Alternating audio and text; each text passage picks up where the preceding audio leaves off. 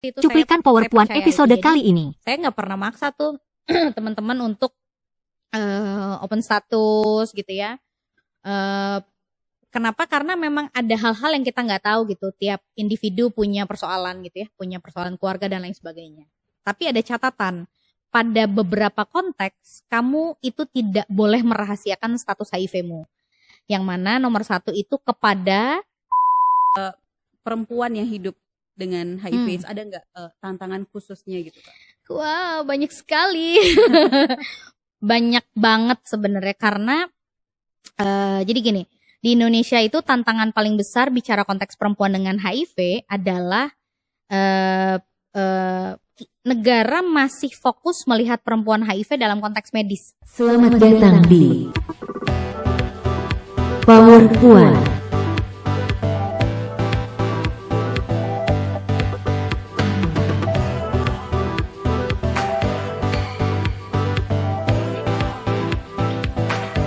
Halo teman-teman, Sobat Puan, ketemu lagi bersama Power Puan, podcastnya YKP yang akan membahas berbagai macam isu tentang kesehatan seksual dan reproduksi. Kali ini kembali lagi bersamaku Giska.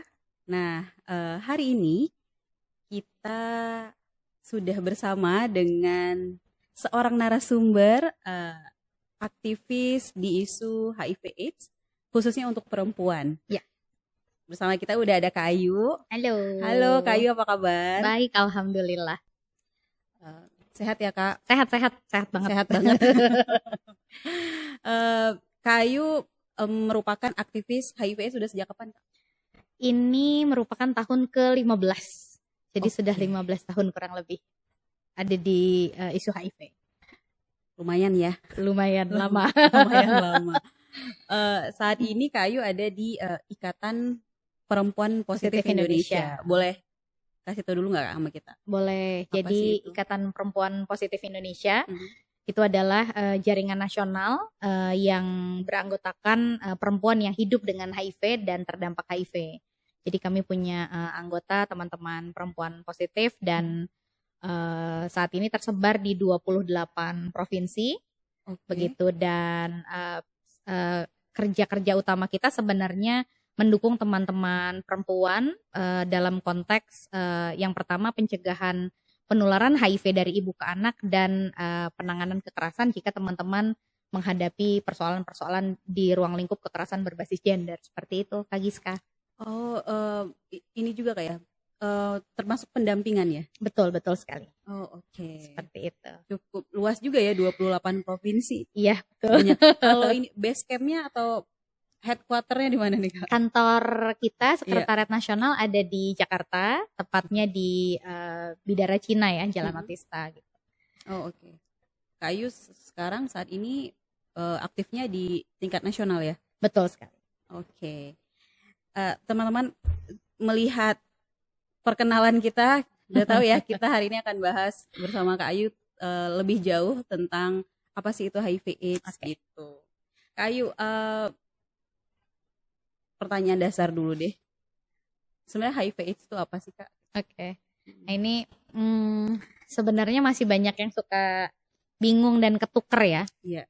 Jadi teman-teman harus bisa membedain bahwa HIV dan AIDS itu berbeda, sehingga bahkan sampai penulisannya pun sebenarnya tidak ideal pakai garis miring.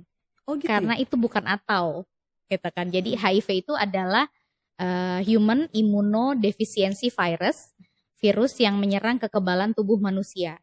Jadi yang diserang sama virus HIV itu hanya kekebalan tubuh manusia. Jadi bukan organ tubuh, bukan mata, bukan hidung, bukan tangan gitu ya, bukan jantung gitu, tapi kemudian kekebalan tubuhnya. Nah, pada saat seseorang terinfeksi virus HIV, maka dia mengalami kondisi yang akan menjadi lebih rentan dan berisiko pada segala macam jenis kuman, bakteri, penyakit, dan hal-hal lain yang berbahaya untuk dirinya.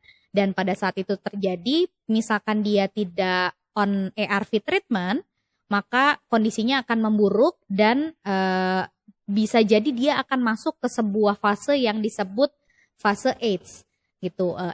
Acquired Immunodeficiency Syndrome, di mana seseorang yang sudah terinfeksi HIV itu ada dalam kondisi yang ngedrop banget gitu, dan begitu banyak penyakit di dalam tubuhnya, dan itu ada stagingnya ya kalau di dokter. Dan biasanya kalau sudah di fase tersebut itu sudah urgent banget untuk segera memulai pengobatan gitu ya. Jangan sampai nunggu lain-lain lagi gitu, karena kan kadang-kadang memang challenge juga nih memulai pengobatan ARV. Jadi beda banget ya teman-teman. HIV itu virusnya, kalau AIDS itu fase di mana kemudian dia sudah segala macam persoalan kesehatannya memburuk gitu, betul. Masalah-masalah penyakitnya sudah ada di dalam tubuh. Gitu. Jadi masuk fase AIDS, sehingga tidak semua orang dengan HIV masuk fase AIDS. Bisa jadi dia kena HIV, tapi ya udah nggak ngedrop gitu. Bisa jadi dia nggak ada gejala, dia cakep-cakep aja gitu dan seger-seger aja gitu, belum sampai fase AIDS gitu. Oh, berarti ketika seseorang terkena HIV itu sangat mungkin untuk dicegah menuju AIDS-nya. Yes, makanya sekarang di Indonesia kita ada test and treatment gitu. Jadi kalau udah dicek positif, kamu bisa langsung dapat pengobatan ARV, gak perlu nunggu apa-apa gitu. Nunggunya paling pemeriksaan darah ya gitu, buat jadi indikator kamu akan dapat obat yang mana sih gitu. Dan itu pengobatannya sebenarnya sudah ada di setiap. Sudah ada di seluruh Indonesia, ya? Betul, di layanan kesehatan, rumah sakit dan puskesmas. Lebih banyak rumah sakit yang menjadi rujukannya pemerintah khusus untuk penanganan HIV gitu. Jadi ya ada juga rumah sakit yang nggak ada ARV-nya tapi ada tes gitu. Kalau tes kemungkinan lebih banyak ya ketersediaan tes HIV-nya. Semuanya ada ya. Jadi siapa yang ingin mencoba tes itu bisa ke vaskes-vaskes aja. Betul. Ya. Dan gratis ya tes HIV. Oke, gratis ya itu. Mungkin itu yang harus di-highlight ya. Karena betul. Ada yang pengen tes tapi khawatir nih berbayar. Kalau datangnya ke lab swasta ya pasti bayar biasanya, atau ke rumah sakit swasta biasanya gitu. Jadi datanglah ke layanan-layanan yang memang rumah sakit pemerintah ya, itu mostly sudah ada tes HIV. Treatmentnya sendiri memang ARV itu ya Kak ya? Minum obat terus-terusan gitu ya? Betul. Jadi ARV itu antiretroviral terapi itu memang diminum saat ini oleh semua orang dengan HIV di seluruh dunia, bukan cuma orang Indonesia. ARV ini memang harus diminum seumur hidup, tidak boleh putus, tidak boleh terlambat, tidak boleh terlupa, karena memang dia fungsinya untuk menjaga daya tahan tubuh, menjaga kekebalan tubuh, untuk kemudian tidak menjadi lebih buruk, tetapi memang fungsinya bukan untuk mematikan virus HIV-nya gitu. Itu kenapa dia harus diminum seumur hidup gitu ya, terus-terusan. Itu, dan saat ini ARV gratis, lagi-lagi kita didukung oleh pemerintah, dan ketersediaannya juga sangat fleksibel, dan sekarang sudah ada program multi-mode dispensing. Jadi teman-teman bisa sekali datang bisa dapat 2 atau 3 bulan, tergantung nanti assessment sama dokter nih kebutuhannya seperti apa. Jadi nggak harus tiap bulan datang ke rumah sakit sekarang, sangat mudah. Betul. Dan jadi kita bisa beraktivitas dengan biasa-biasa, maksudnya kita tetap bisa kerja, bisa hangout, bisa main, bisa melakukan hobi gitu tanpa worry bahwa kita tiap bulan harus ke layanan kayak gitu. Bagus juga tuh ya, karena mostly kan sebelum-sebelumnya tuh emang setiap bulan yang harus datang minta lagi gitu ya. Kalau dilihat kan HIV ini virus yang menyerang imun tubuh gitu kan Kak. Sebenarnya kan sama juga virus-virus lain juga menyerang imun tubuh sebenarnya. Jadi apa yang membedakan dia dengan, ada nggak bedanya sama penyakit lain atau virus yang lain? Sebenarnya ini bukan wilayahku menjawab ya, cuman dari apa yang aku pelajarin, salah satu kekhasan virus HIV itu kan dia akan masuk ke kekebalan tubuh, terus kemudian jadi ada pabrik kekebalan tubuh, dia akan masuk ke dalamnya, dia akan mereplikasi dirinya dan menyerang dia akan masuk ke dalam kekebalan tubuh manusia. Jadi pada saat pabriknya menghasilkan kekebalan tubuh baru, itu sudah ada virus HIV-nya. Dan kenapa kemudian saat ini belum ada obat yang bisa nyembuhin, karena virus ini sepintar itu sebenarnya. Sepintar itu,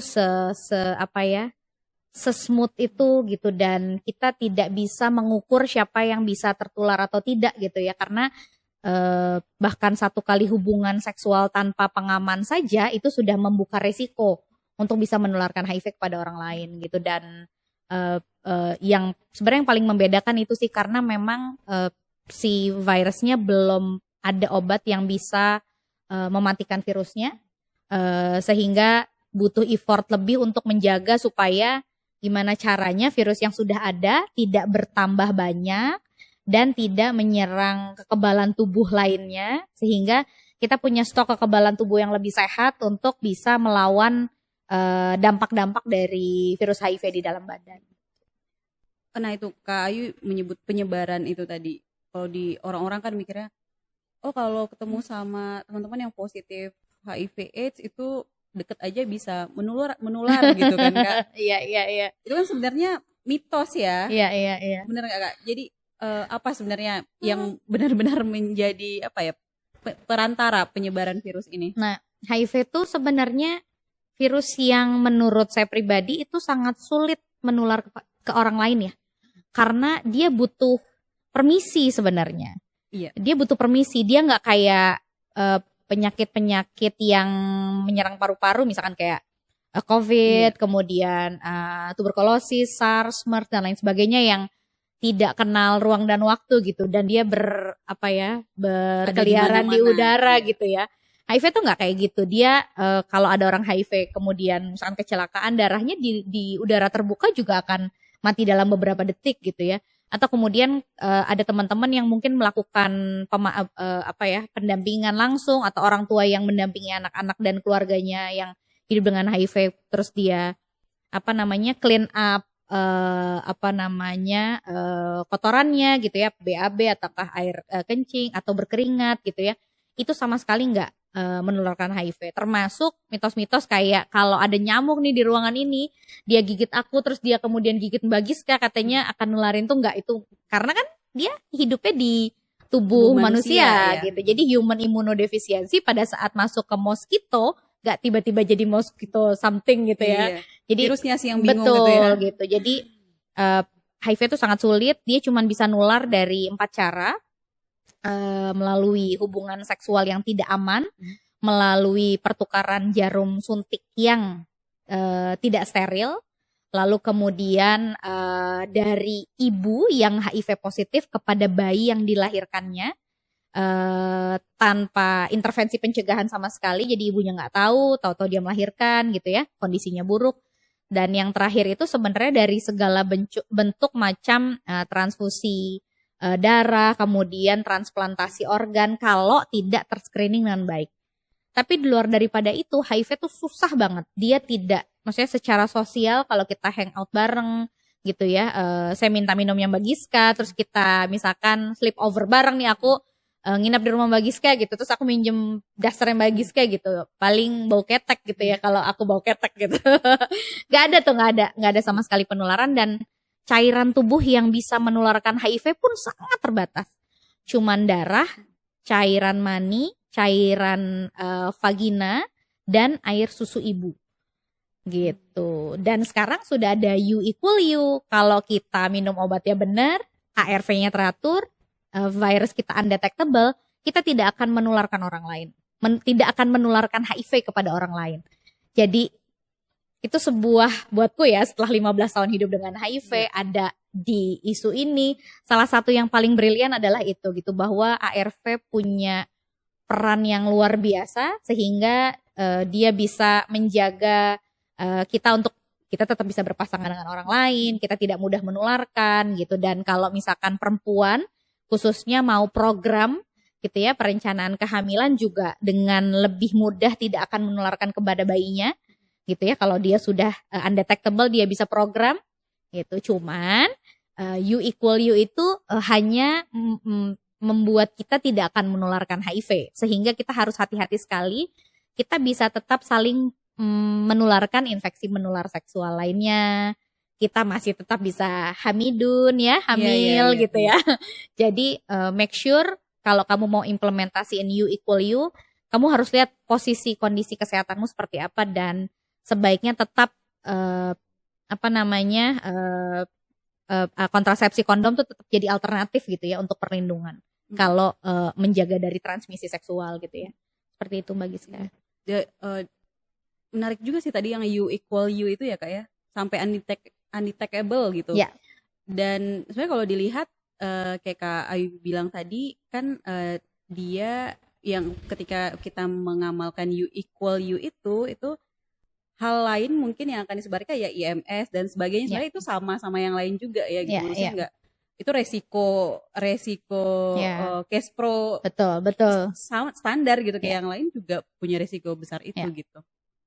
Tapi mungkin itu yang perlu kita tegaskan, mungkin dia penyebarannya itu nggak gampang, emang harus permisi sih. Susah banget. Iya benar, siapa sih yang tiba-tiba gitu berhubungan seksual kan nggak mungkin gitu. Betul. Tapi tetap harus kecuali memang kayak kawan-kawan korban kekerasan seksual gitu, itu kan another story ya gitu. Jadi mereka tetap punya potensi resiko gitu. Itu kenapa sekarang penanganan untuk korban kekerasan juga sudah mulai involve melibatkan isu HIV di dalamnya, yang automatically kalau ada korban KS itu biasanya di layanan kesehatan akan dapat rujukan untuk tes HIV. Seperti itu. Karena kita nggak tahu pelaku kondisinya kayak gimana. Oh iya. Banyak juga ternyata udah inovasi-inovasi ini kayak, jadi tidak ada yang perlu dikhawatirkan sebenarnya. Terus ini juga Kak, yang menarik tadi air susu ibu sih. Itu yang masih orang-orang masih banyak berpikir kayak yang kalau ibunya positif itu pasti ke anak gitu. Aku sendiri pernah bertemu dengan salah satu orang yang hidup dengan HIV.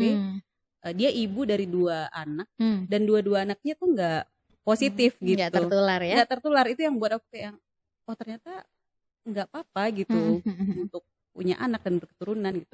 Tapi itu sendiri ada treatment khususnya Kak dari ketika ibu melahirkan sehingga tidak menularkan ke anak gitu. Jadi saat ini itu Indonesia juga sudah mengadaptasi kebijakannya WHO untuk pencegahan penularan HIV dari ibu ke anak atau PPIA. Dulu itu namanya PMTCT, Prevention Mother to Child Transmission.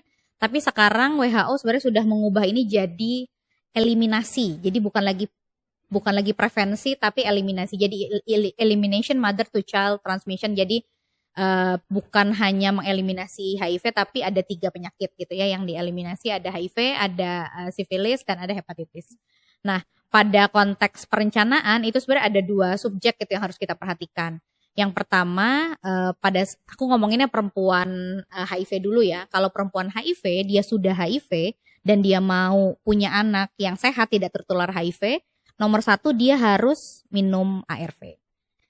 Kalau dia punya pasangan positif, ya pasangannya juga harus minum ARV supaya tidak membuat kekeosan lah. Karena dalam konteks medis tuh bisa terjadi, kalau saya tidak salah istilahnya pertukaran virus gitu. Yang satu virusnya tidak resisten sama obat, yang ini misalkan sudah seperti apa kondisinya, jadi nggak boleh. Harus sama-sama minum ARV, harus sama-sama undetectable. Pada saat sudah undetectable, perempuan boleh dengan pasangannya kemudian sama seperti kemudian program kehamilan dan lain sebagainya. Dan saat sudah hamil, itu sebenarnya nggak ada yang terlalu khusus gitu ya. Jadi dia tetap harus wajib minum ARV.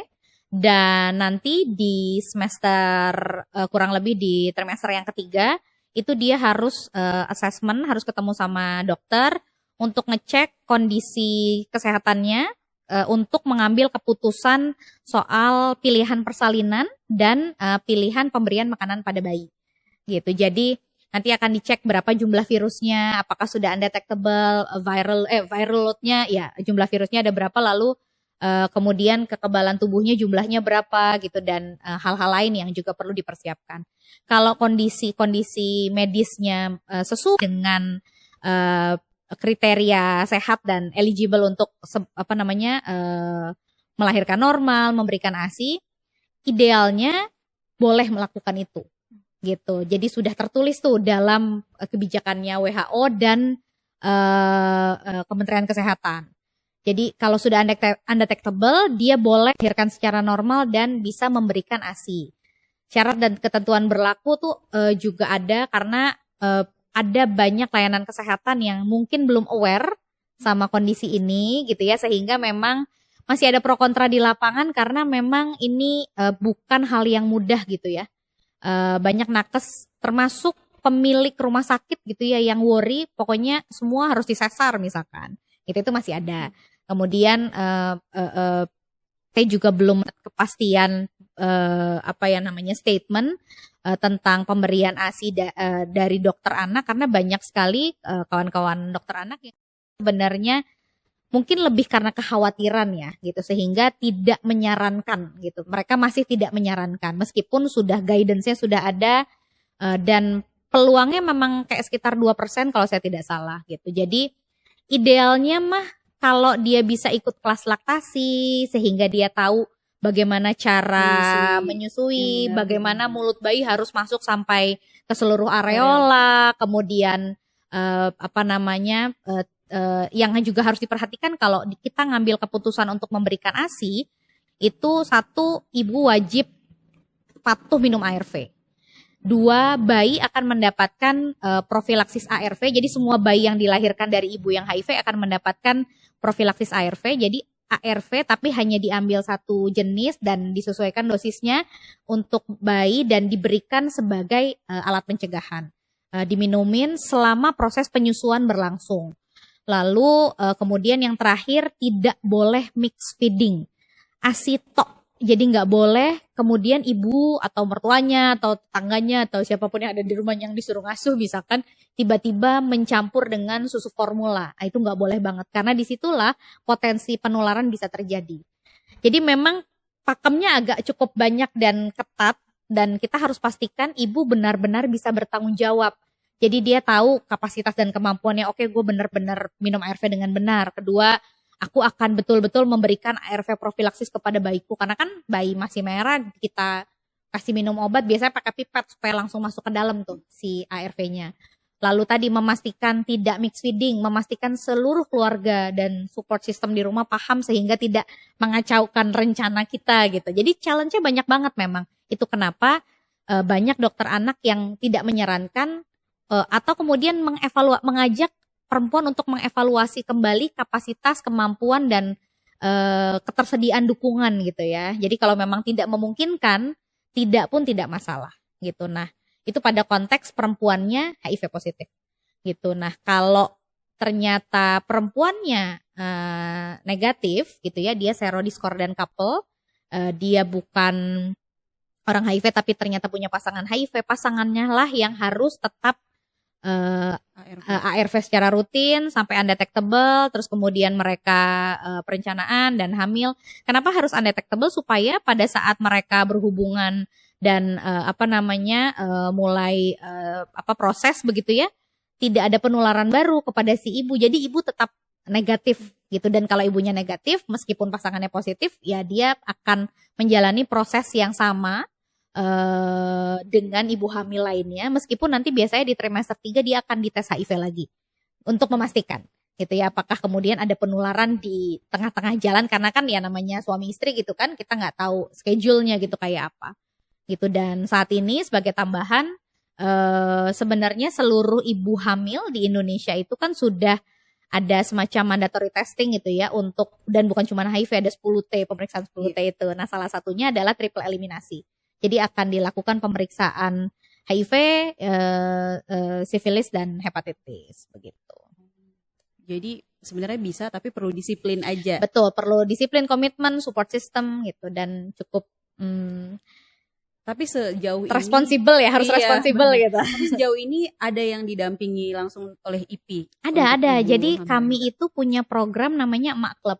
Kami punya program namanya Emak Club. Jadi kami mendampingi perempuan HIV yang hamil untuk kemudian dia targetnya adalah ibu patuh ARV, anak terlahir negatif dan anak terlahir negatif, ibu dapat akses layanan, anak dapat ARV dan AID, pemeriksaan AID, early infant diagnosis. Jadi targetnya 4 itu, dan kami sekarang posisinya ada di 9 kota kabupaten. Mudah-mudahan mudah-mudahan habis Juli atau ya sekitar Juli lah, mudah-mudahan kami akan expand ke sekitar 15 kota kabupaten nih sampai 2026 gitu. Jadi ini sudah berjalan sebenarnya dari 9 2020. kabupaten di mana aja, Kak? Aku kayak Kira-kira.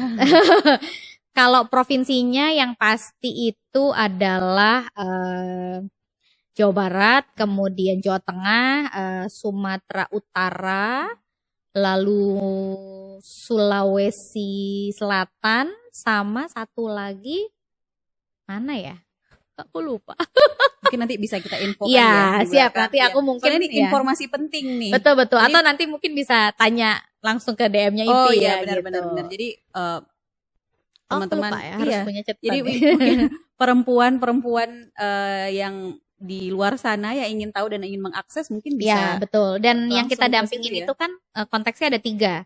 Jadi yang pertama perempuan HIV yang memang hamil gitu ya, dan itu ada di banyak fase ya.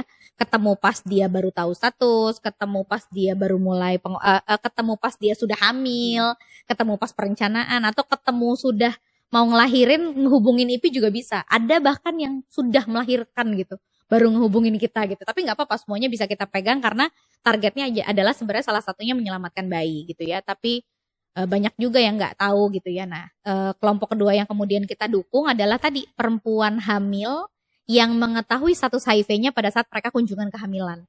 Nah, itu kami bekerja sama juga dengan teman-teman puskesmas di daerah untuk merefer kalau ketemu perempuan hamil yang konteksnya seperti itu, karena akan berbeda pendekatannya gitu. Kalau perempuan HIV kan dia udah treatment, udah familiar, sudah punya Iya.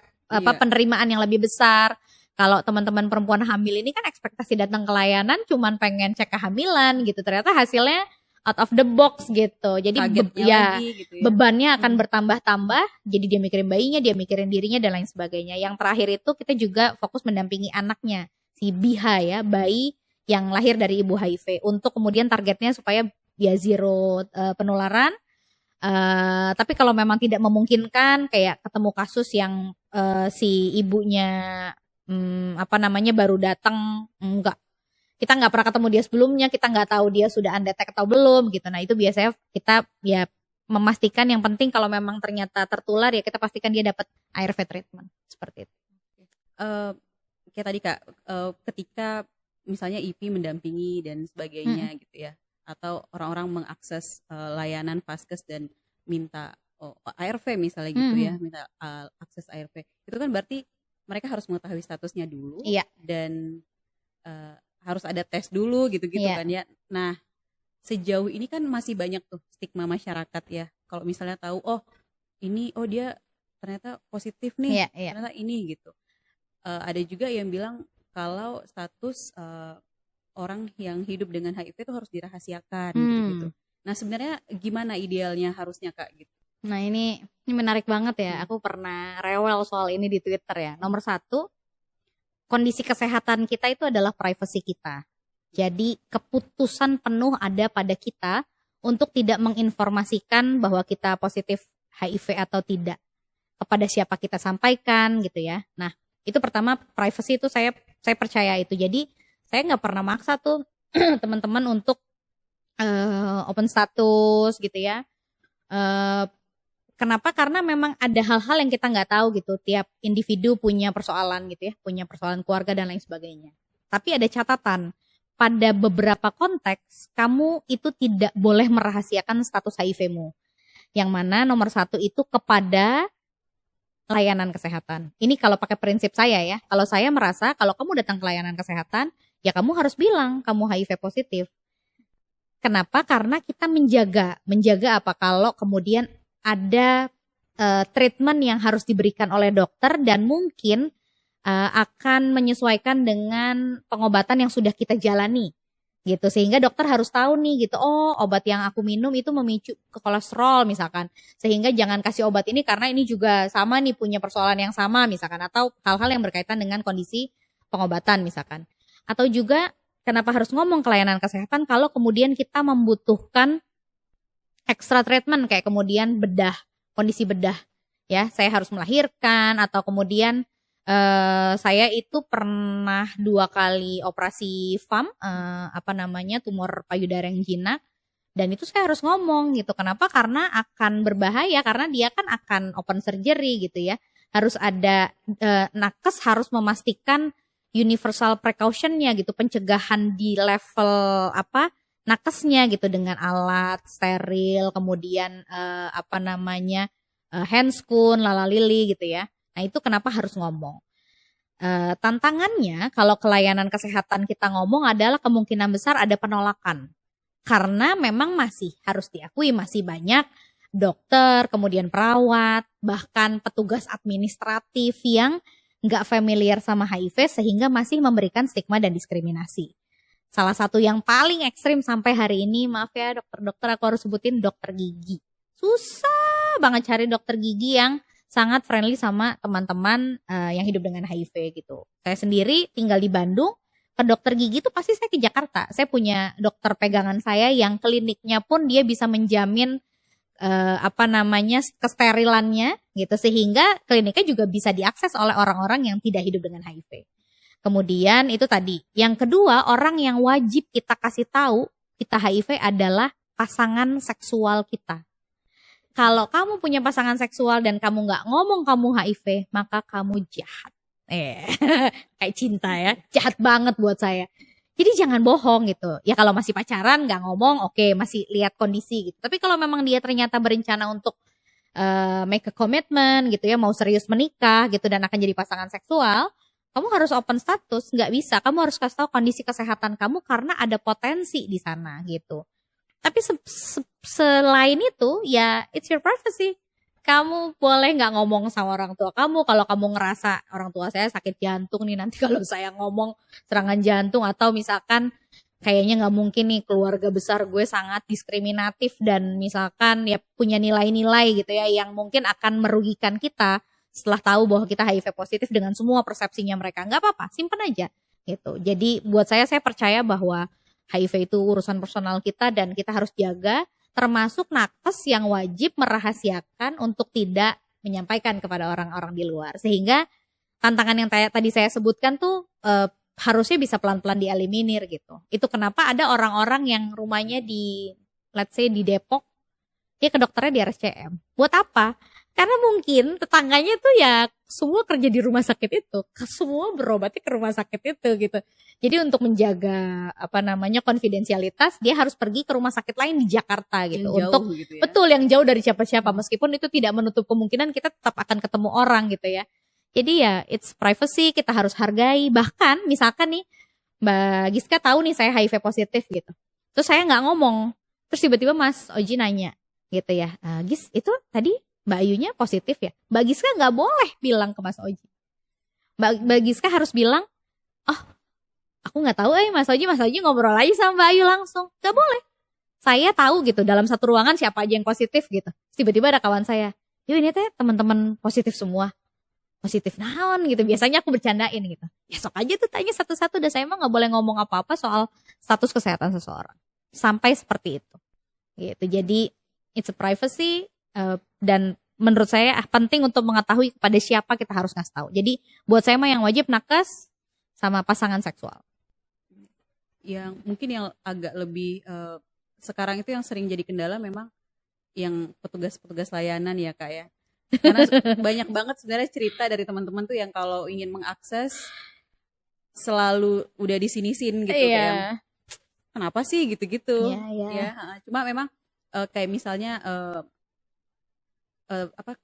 nakes dan petugas layanan ya kan mereka punya kode etik sendiri yang harus menjaga status pasien itu sih yang harus ditegaskan lagi gitu ya. Tapi menurut saya teman-teman ODIF juga harus bisa membedakan yang mana yang kemudian disebut perlakuan diskriminatif, yang mana memang dokternya kayak lagi suntuk aja gitu. Bad mood ya. Betul. Jadi kalau orang cemberut sama kita tuh kan bukan berarti dia tahu kita positif atau dia mendiskriminasi kita gitu. Jadi nggak usah baper, biasa aja. Kecuali dia misalkan jelas-jelas membedakan, Bayu jangan duduk di situ ya, Odif duduknya sebelah sana, itu kan beda soal gitu. Sama dengan jutek gitu, ya mana sih petugas layanan kesehatan yang nggak jutek karena load kerja. Jadi buat saya kita juga harus bijak menyikapi respon orang lain kepada kita. Jadi jadilah pasien yang cerdas, jadilah orang dengan HIV yang nggak usah terlalu baper. enjoy your life gitu ya, meskipun tidak mudah ya, mengatakannya mudah tapi menjalani mudah gitu. Tapi jangan sampai hal-hal yang kayak gitu jadi ganggu kita. Fokus aja kalau ke dokter mau ngambil obat, ya kalau ada yang ganggu, tarik nafas, hilangkan aja, udah lupain aja. Kayak oh ya emang itu agak bagus aja mukanya gitu. Udah selesai gitu. Bukan kemudian kayak aku datang ke rumah sakit ini semuanya jutek karena semuanya tahu aku positif. Jangan GR ya gitu. Jadi menurutku itu juga harus bisa dibedain gitu, sehingga jangan sampai nakes selalu juga merasa tersudut gitu. Karena lain soal ya, harus bisa dibedakan bahwa ini stigma, ini emang dia abis megang pasien 20 gitu kan capek ya. Gitu. Iya, benar. Dan itu lagi ya, kalau aku tadi mikir kenapa harus dirahasiakan, karena masih banyak stigma-stigma yang betul apalagi sekali. di masyarakat itu sih Kak ya. Kayak tetangga kalau tahu nanti dia nggak mau datang ke rumah Iya. atau apa gitu ya. Makanya harus dirahasiakan. Masih Tapi sebenarnya banyak memang secara tantangan. prinsip status kesehatan kita tuh emang harus Ya. dirahasiakan Betul gitu ya. sekali. Nah, kalau tantangan tersendiri khusus untuk sebelum itu Kak, sebutan teman-teman yang hidup dengan HIV/AIDS itu yang biasa digunakan sekarang ini apa ya? Iya, Kak? jadi sekarang itu ada banyak sekali perbincangan ya tentang. Jadi sebenarnya kalau kita punya teman yang hidup dengan HIV itu kita sebutnya apa sih? Karena kayaknya di 20 tahun pertama kayaknya ya, 2 dekade pertama, nakes, pemangku kebijakan, media itu selalu melekatkan dengan istilah penderita HIV. Nah, sebaiknya istilah penderita HIV itu sudah jangan dipakai ya. Aku nggak menderita guys. Iya. Aku happy, healthy gitu ya. Seru-seru aja gitu ya. Menyenangkan aja hidupnya. Dan diksi penderita itu bisa kemudian menambah beban orang dengan HIV. Nah, sekarang teman-teman sebenarnya lebih baik menyebut dengan beberapa pilihan ya.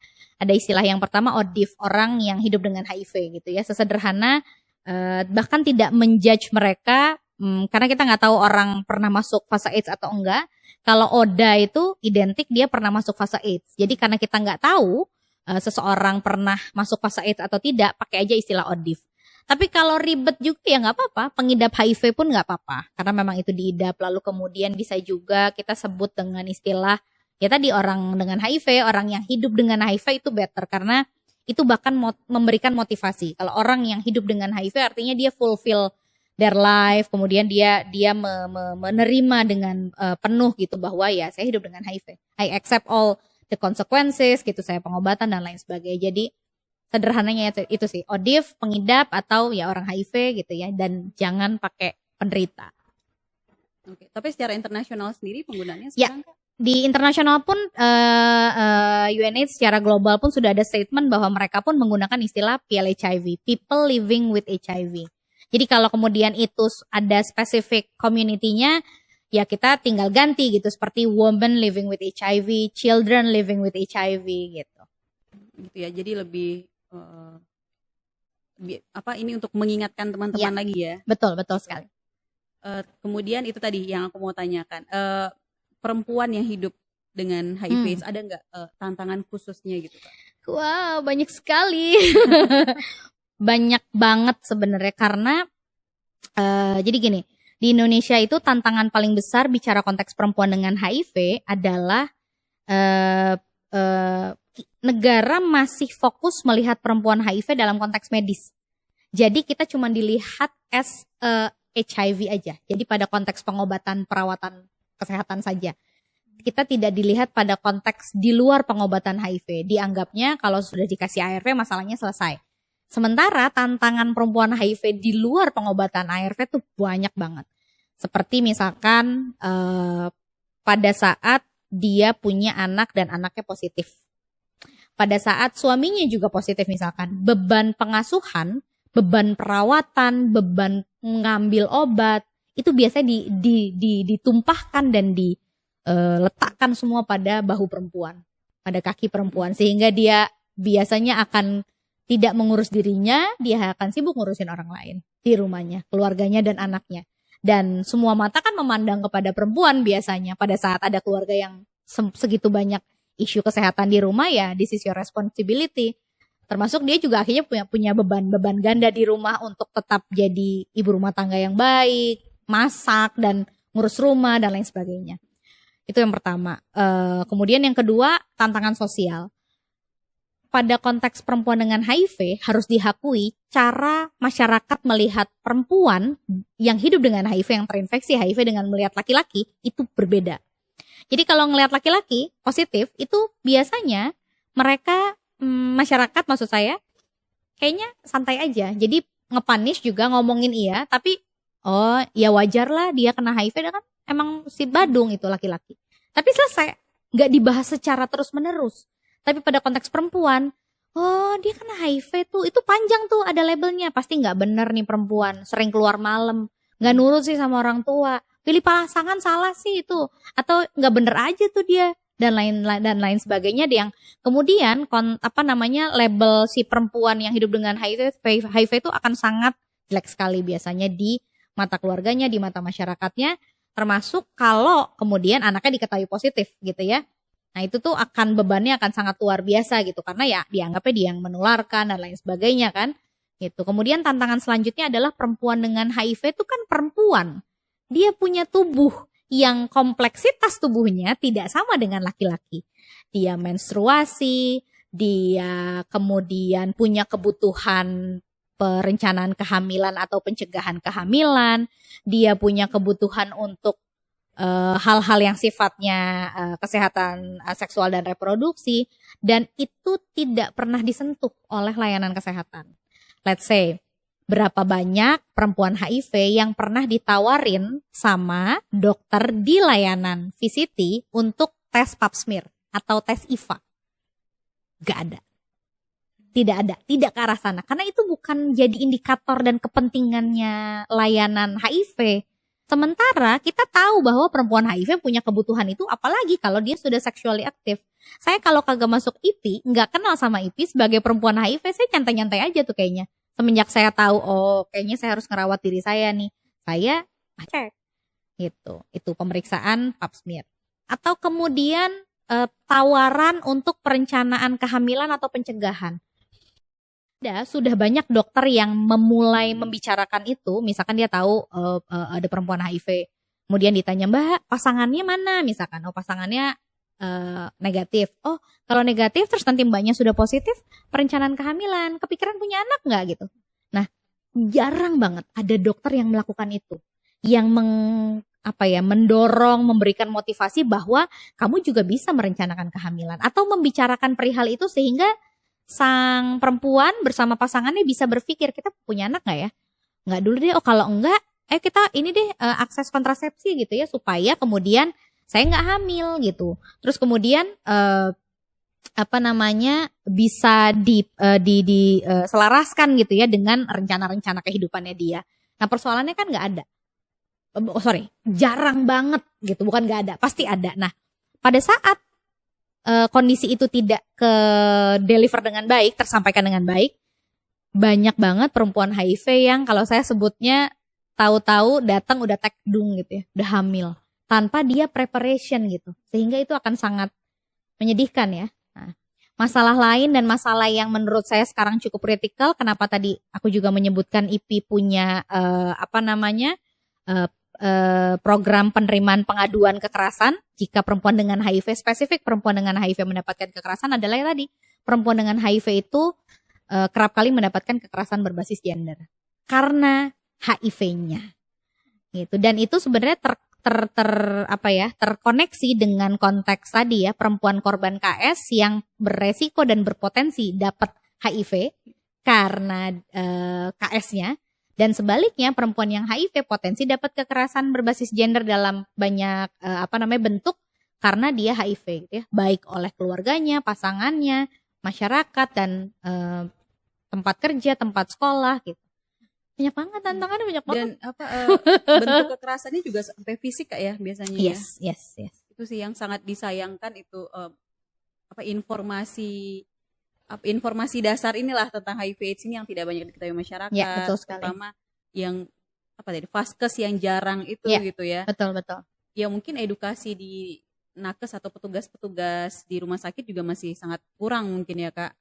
Hmm, saya rasa sebenarnya informasinya sudah terdeliver secara besar-besaran dan intens gitu ya.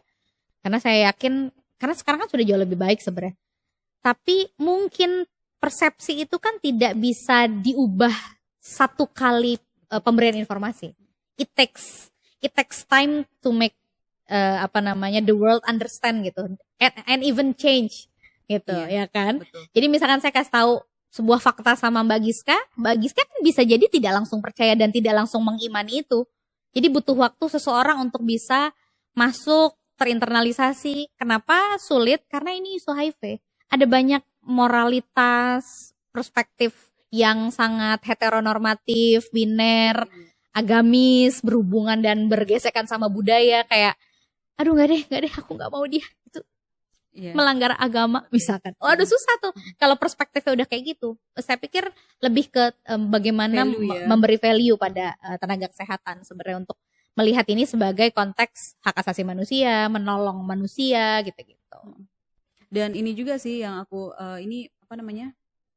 yang menjadi kepikiran juga tuh, perempuan menjadi seringnya di data itu kan katanya kayak yang sebenarnya yang banyak angka kasus orang yang hidup dengan HIV itu kan ibu rumah tangga dan sebagainya, dan bisa jadi dia juga tidak tahu kalau dia ditularkan oleh pasangan, betul gitu kan. sekali. Itu kan juga bentuk kekerasan dari pasangan yang tidak jujur gitu. Itu juga banget. Salah satu bentuk kesakitan mungkin yang diterima oleh perempuan pada akhirnya. Iya benar. Iya. Banyak ya Kak ya. Betul. Banyak sekali kalau bicara tantangan. Kemudian ini Kak, kalau misalnya kita nih orang-orang sekitar yang tahu bahwasanya mungkin keluarga kita atau teman atau tetangga kita dinyatakan positif dan hidup dengan HIV, apa sebenarnya yang harus kita lakukan? Yang harus kita lakukan ya support aja, nggak ada yang spesial sebenarnya. Kayak kalau ada keluarga kamu sakit, masa kamu nggak nolongin dia? Teman-teman HIV tuh sebenarnya kita nggak minta dispesialin ya, nggak minta treatment khusus, harus dapat kamar yang ber-AC. Dan kalau nggak punya AC bagaimana gitu ya. Jadi kalau memang ada anggota keluarga kita yang positif, ya kasih support penuh. Kamu nggak bisa bantu dia nganterin ke rumah sakit, kamu bisa jadi pendengar yang baik kalau dia mau curhat. Kamu nggak bisa kasih input edukasi dan informasi, kamu bisa nganterin ke rumah sakit. Jadi kamu pick your role aja, kamu ambil peran kamu bisa bantu dia dengan kapasitas kamu yang mana gitu. Jadi kalau kamu nggak bisa juga kamu nggak dipaksakan untuk melakukan itu gitu, sehingga kita juga harus lihat potensi diri dan bagi peran gitu, support, nyari support yang lain buat juga teman kita atau keluarga kita gitu. Karena kalau kemudian dispesialin juga rada aneh ya sebenarnya gitu. Jadi mungkin yang bisa kita lakukan itu just support, tanpa harus ada embel-embel. Mungkin juga bisa meningkatkan kapasitas diri dan keluarga gitu ya, kalau memang mereka aware bahwa ada anggota keluarga positif di rumahnya, untuk juga mereka tahu gimana ya treatment yang tepat gitu. Karena kan teman-teman yang hidup dengan HIV mungkin nggak punya cukup banyak energi kalau dia lagi sakit banget untuk mengedukasi gitu, atau mungkin dia nggak sempat datang ke dokter gitu untuk kemudian pas konsul dengar dari dokter gitu. Jadi mungkin mereka yang harus punya kesadaran untuk mencari informasi supaya mereka bisa jadi caregiver yang tepat buat teman-teman HIV gitu. Yang menarik yang tadi Kak Ayu sampaikan, ya kalau kita mengetahui orang-orang terdekat kita tuh ya sama dengan kita tahu ada teman yang sakit, nggak mungkin kita nggak temenin gitu ya. Betul. Jadi sebenarnya ya bukan hal yang menakutkan, bukan hal yang dikhawatirkan betul juga gitu sekali. ya. Itu ibu saya ngurusin saya dulu biasa-biasa aja, sampai sekarang juga, maksudnya segala macam kondisi gitu ya, nggak kemana-mana juga dia, dan nggak ketularan HIV juga. Iya. Ini juga sih kayak kalau misalnya serumah juga nggak ada masalah gitu aman kan. sekali. Karena bentuk penularan tadi itu tidak segampang itu. Betul, gitu dan ya. harus punya kesadaran sebenarnya kalau HIV-nya nggak gampang nular, tapi kalau misalkan kita lagi di rumah kita ada yang batuk, ya yang batuk harus punya kesadaran untuk pakai masker. Karena orang HIV di rumahnya akan rentan kena ketularan batuk atau flu gitu ya. Kayak gitu-gitu. Jadi kita harus ngecek ke diri kita juga gimana cara kita bisa support orang lain. Oke. Nah nih, mungkin pertanyaan hampir terakhir nih Kak. Okay. bulan ini tuh kan ada peringatan Malam Renungan AIDS Nasional Kak ya, EMRAN. Apa sebenarnya EMRAN ini Kak? Apakah apa bedanya mungkin sama Hari AIDS Iya. nasional atau internasional gitu?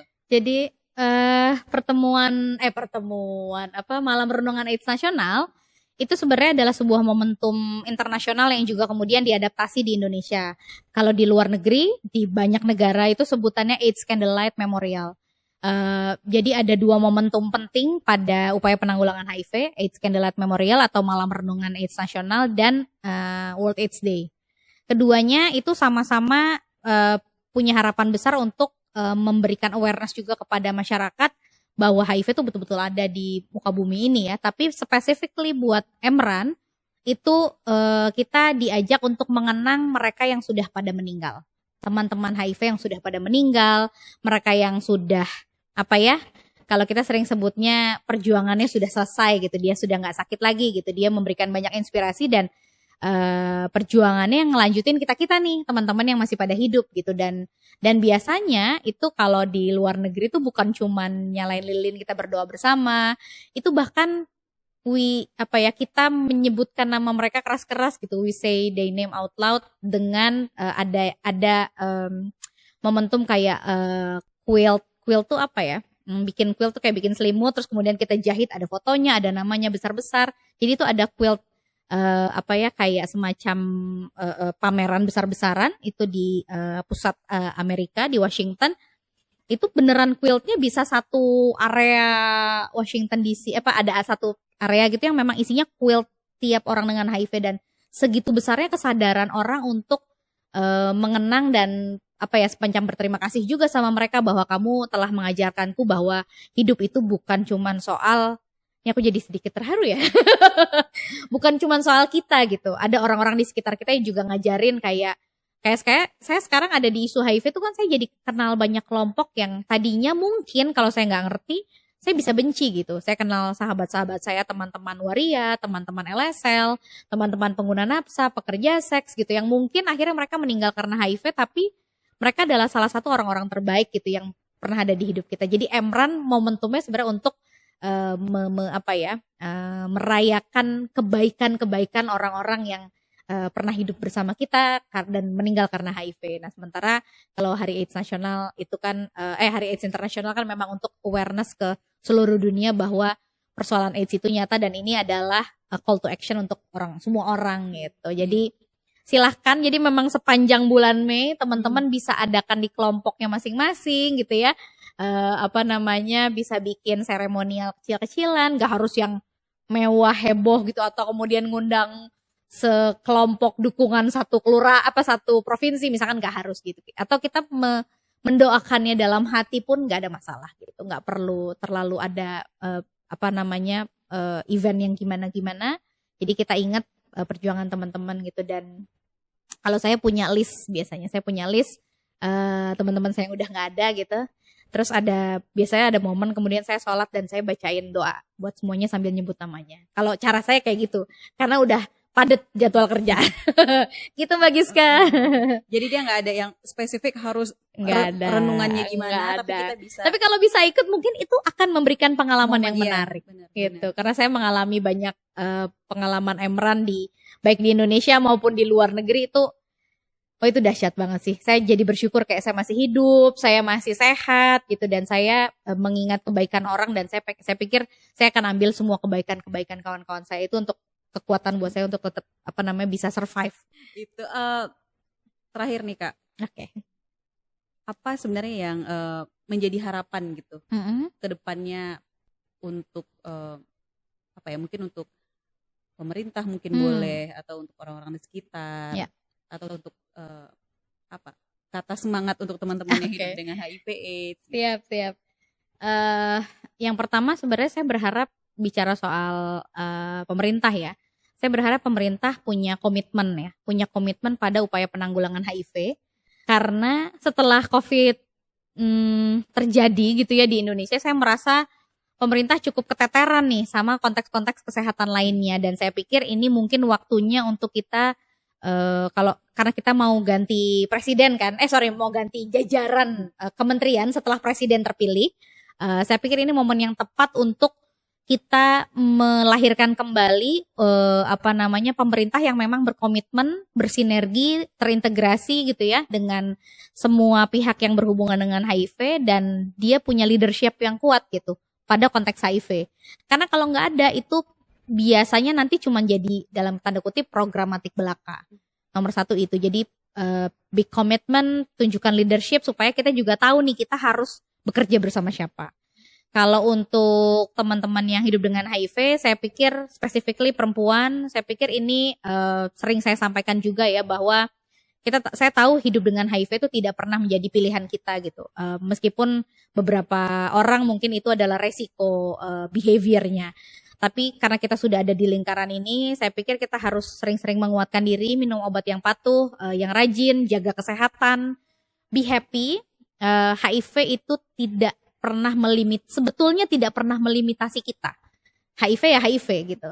Kamu tetap bisa jadi apapun yang kamu mau, karena kalau kemudian kamu ngerasa tidak bisa, itu karena kamu yang membatasi diri kamu sendiri. Jadi sebenarnya kita bisa menjadi apapun, melakukan apapun, bahkan mengejar mimpi dan cita-cita kita tanpa takut pada konteks HIV. Asal tadi jaga kesehatan, minum obat yang benar, siapkan kehidupanmu dengan baik, dan aku pikir itu akan jadi kekuatan yang sangat baik gitu, dan kita bisa buktikan sama semua orang yang memberikan stigma diskriminasi atau kemudian punya persepsi yang kurang tepat atau yang bahkan nggak punya informasi sama sekali.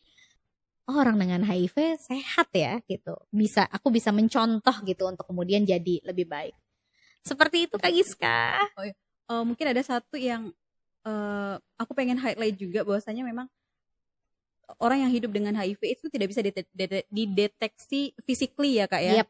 Nah itu sih aku lupa, jangan sampai kelupaan gitu. Jadi kayak teman-teman tidak bisa langsung menghakimi seseorang hidup dengan HIV AIDS gitu hanya dengan melihat fisiknya gitu ya.